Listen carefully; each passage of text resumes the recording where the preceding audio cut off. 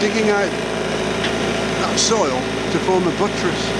So it's like a wall at 90 degrees with concrete bags, semi-drying mix in the bag, and then dropping the bags in there.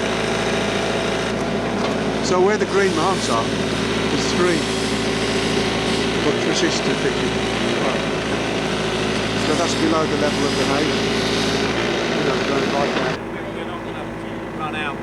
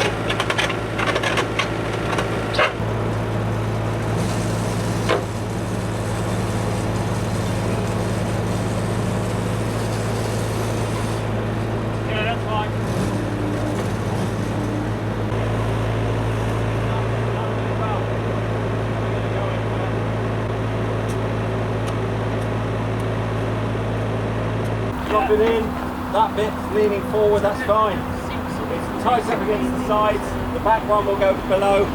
That'll just hook in over it, tie it in.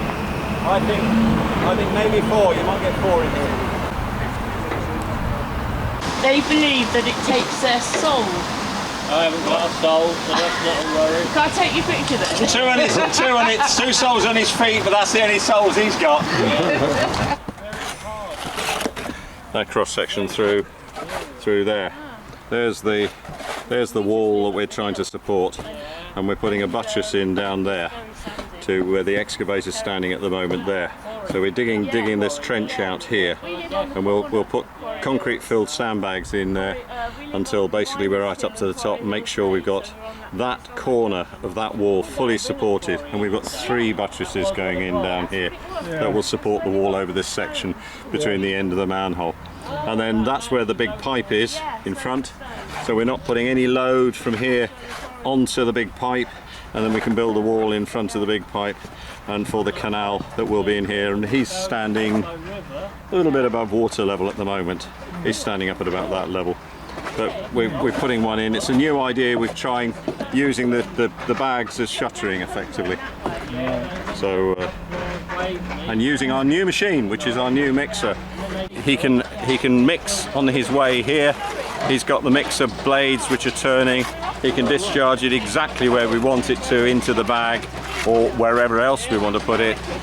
This is one we bought, I think we bought this about nearly 6 months ago, and this is the first time we've had it out in anger, but it seems to be touch, lots of wood. It's doing everything we wanted. Interesting noise it makes. Yeah, it's just a big paddle. It goes round.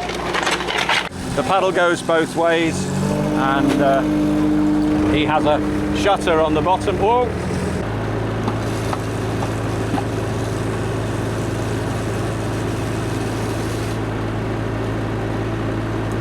That's perfect. You're right in the middle.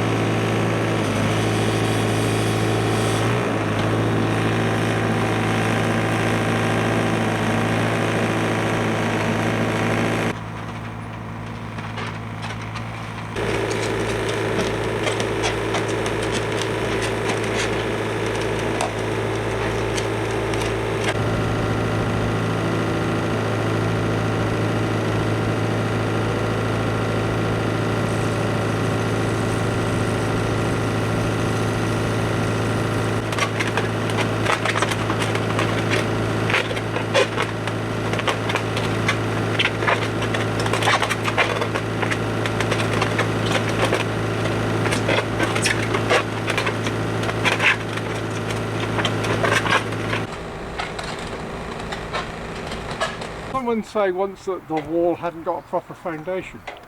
Well, it has a foundation in as much as the foundation only goes down about a foot or so below ground level. So it doesn't have an enormous foundation. Not many walls, when you consider were built in Georgian times or in Victorian times, not many walls had foundations and footings. They only literally went down a foot or so, and they might have even increased the width of the bricks on the bottom for that, but and no. We're going down about another 8 feet or something. So a good 8 feet below. We've gone down to bedrock, so we're really founded on something good and hard, and it makes absolutely sure that this wall is that the old wharf wall is now supported, and then which means we can dig the remaining fill out in front of it, and there's no risk of it actually falling in. Yeah. So we're putting in 3 buttresses in that. We're putting 3 buttresses here. We've got a buttress here, which is the old manhole, which is staying, and the other manhole which is staying over there, and we put additional buttresses going right the way down to where the lock is, because all of this wall would have been with the water level probably up to my nose here, and instead it's going to be about 8 foot further down. So we unfortunately, that's because of the Cricket Lane, and we can't put the humpback bridge back on Cricket Lane. So you're filling these bags with concrete basically? Yes. And then dropping them in. Is that I haven't seen that technique before. I don't think it's been done before. It's really filling sandbags with concrete to a slightly higher level, and we now have the plant here that's available to do that. We've got the bags themselves are brilliant. They would normally be thrown away after they've been used to deliver aggregates, so we're actually reusing them. It's a form of permanent formwork, so you leave the bag in, and we're toying with the idea of continuing that idea, developing that idea on future elements. But it goes in there. It costs us very little to do. We're mixing up the aggregates. We are using shopped in aggregate for this particular thing, but the intention is not to use that. We will hopefully use as dug gravels that we can actually use, and we're going to try that later on. Yeah. You've got that machine that mixes the concrete as he's coming up. Tell us about that. That's an attachment. Some donations, wasn't it? Yes, it was. Well, it was 2 pieces of equipment we bought from Robustra some months back. One was a piling hammer or compacting plate, which we've used very effectively to drive the steel sheet piles, and that runs on multiple frames. It runs on this 9-ton excavator, the 8-ton, but in this instance we've got the concrete mixer which runs on either of these 2 machines, but in this instance it works very well with the forks, holds the bag absolutely where we want it to be, and then can lift it in. We can't get the machine to lift it in because it's the excavation we're putting it into is too narrow, and so the frame itself of the forklift is too wide. So we're using a strop on it quite safely. We cannot put anybody down that hole. That's the thing.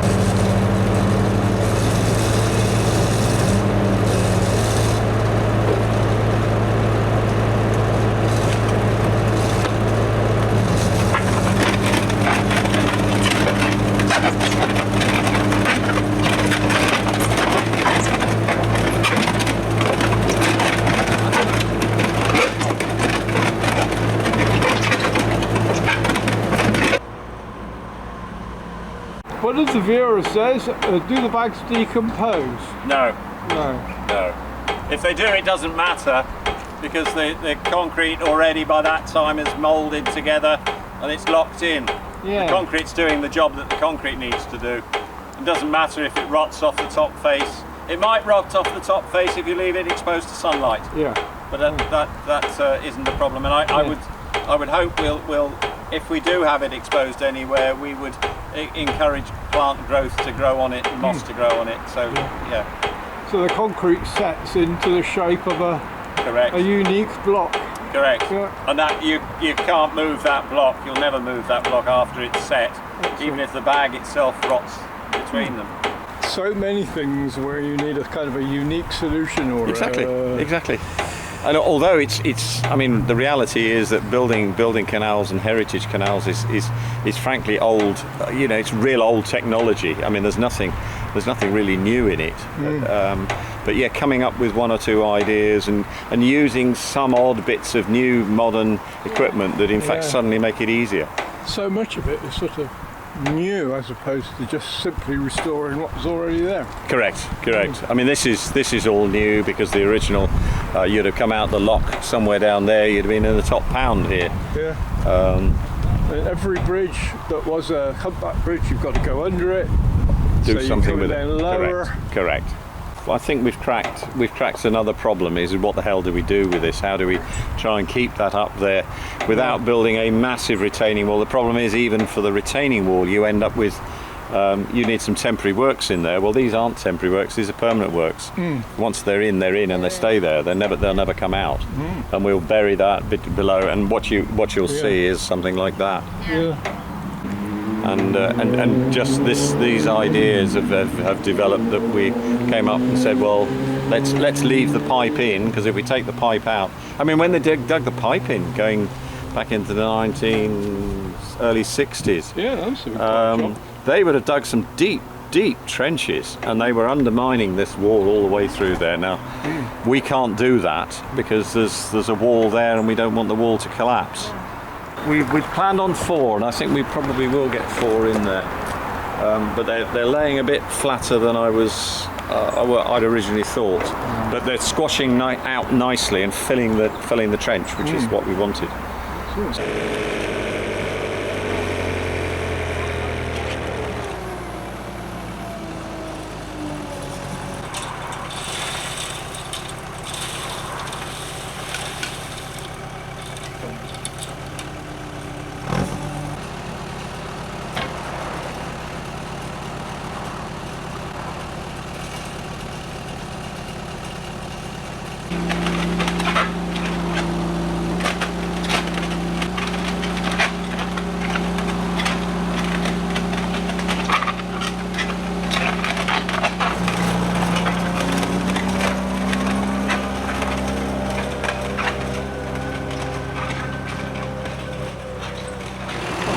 Rehearsed little routine you got there, Brian. What time do you start? I came here at 9 this morning. I intended to stay an hour or so. Thinking I wasn't going to do much with this present work. But then I've been given a job. I'll stay till I finish. It's probably 4 o'clock this afternoon now. Voluntary work, it's good, you know. Oh dear. The way he's turning around up there, I've got to crack on and get the next bit ready. I know, it's amazing. So, I'll see you soon. Yeah, thanks, Brian. Okay, bye now. Bye, Dad.